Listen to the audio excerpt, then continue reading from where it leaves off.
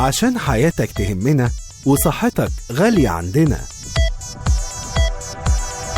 إذاعة الشرق الأوسط من القاهرة تقدم النصيحة في الوقاية والعلاج، في الغذاء والدواء، وحكيم الشرق. حكيم الشرق يوميا مع أحمد إبراهيم. أعزائي المستمعين، الحوار مهم مع أستاذ دكتور عصام عبد الصمد، استشاري التخدير والرعاية المركزة وعلاج الآلام بجامعة لندن ورئيس اتحاد المصريين في أوروبا. وكنا بالأمس بدأنا نتكلم عن النصب الطبي وكيفية حماية المريض من مدعي الطب، لأن في معظم الأحيان من يمارسون هذا النصب الطبي إما خارج مجال الطب أصلا، أو زي ما فيه في كل مهنة بعض الشواذ، ففي الطب أيضا الطالح والصالح. دكتور عصام، بالأمس كنت بتتكلم عن النصب الطبي وإزاي إن أنا أحمي المواطن من النصب الطبي. اولا كلمه نصب طبي دي انا بقول لسيادتك زي ما قلت كده كلمه خاطفه امبارح. دي مصيبه، دي مصيبه كبيره جدا. واحنا لما بنسمع الكلمه دي كلنا بنتخض. صحيح. النصب الطبي ديت اخرتها يعني ايه؟ مفيش بعد كده. دي مسؤوليه مين؟ نمره واحد نقابه الاطباء، نمره اتنين الاعلام، صح. نمره ثلاثه الدوله، نمرة 4 المريض نفسه بيساهم في هذا النصب. احنا متفقين ان المريض بيبقى متعلق في قشاية وعايز يشفى من مرضه، فهو بيصدق يلاقي اي حد بيقول اي حاجة على وسائل التواصل الاجتماعي، على في الاعلام، بيجروا له يا دكتور. ما أنا اللي بيحصل ايه؟ المريض لازم يكون عنده ولو مسحة صغيرة من معرفة المرض اللي عنده ده ايه والطب ده ايه. زي ما انا قلت لسيادتك، ديت أهمية الإعلام. ما هو الإعلام يعني إيه؟ بيعلم الناس بموضوع معين. صحيح. إذا ما كنت سيادتك هتعلمني عن موضوع العلاج والمرض وإلى آخره، يبقى أنا مش عايز أسمع منك حاجة. صحيح. مش طالب بقى منك حاجة أنت كإعلامي. هو في أهم من كده؟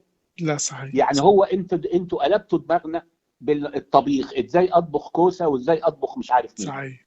أنا ممكن أعيش طول عمري من غير باكل كوسة. صحيح.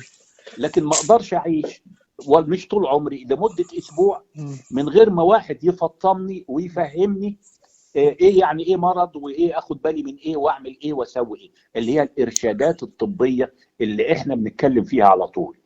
تمام. المريض بقى لما هو سمع الاعلام قال له، ولما يشوف الدوله ان هي بتحارب الموضوع ده، ولما هو يحصل عنده مشكله ويبعتها لنقابه الاطباء، ونقابه الاطباء بعون الله تحقق فيها وتمسك المريض الدكتور دوت من رقبته وتعاقبه، المريض دوت هيبدا يفهم. لو ما فهمش بعد كده يبقى هو بقى له يبقى هو يستاهل اي حاجه تحصل له. احيانا يا دكتور اتفضل. اتفضل. لا، انا كنت عايز اقول ان احيانا من يقوم بالنصب الطبي ليس طبيب. يعني في كثير من الاحيان في البرامج اللي احنا بنشوفها، وخصوصا بتيجي من الخارج، بيكون مش طبيب اصلا. بتلاقي مثلا اي تخصص، مهم ان حد اشترى وقت او دفع فلوس في اعلان وبتلاقي يتكلم. انت احيانا بتسمع طباخ وهو قاعد بيطبخ كده، بيوصف وصفات علاجيه للمشاهدين اللي هم بيشوفوه. واحيانا كتير بتشوف ناس بتطلع في البرامج الطبيه تبيع ادويه على الهواء، وفي اطباء يبيعوا ادويه في عياداتهم. موضوع صعب قوي. الموضوع صعب قوي. احنا لسه بنتكلم دلوقتي. الموضوع صعب ومتشابك وعامل زي الاخطبوط. بس انت حتى لو انت عندك اخطبوط ومبهدل الدنيا، انت ممكن تمسك سكينه وتقطعه، تقطع شويه الايدين بتوعه ده، العمليه انتهت. تمام. نقابه الاطباء مهمه جدا في هذا الموضوع. انا اتكلمت في هذا الموضوع من 10 سنين، من 15 سنه، لما بدات يعني اجي مصر وافهم شويه واقعد مع ناس ويقولوا لي على كلام دوت. النصب ده خدوا بالكم، لو دخل علي حرامي وسرقني اهون من ان مثلا ما تاخذنيش واحد طبيب لا سمح الله ينصب علي. دي مصيبه. ليه بقى؟ ممكن اموت فيها. ما هو بيساوي حياه. بيساوي حياه. ما هي اصل بص، هو في الاول وفي الاخر احنا بنخاف من المرض.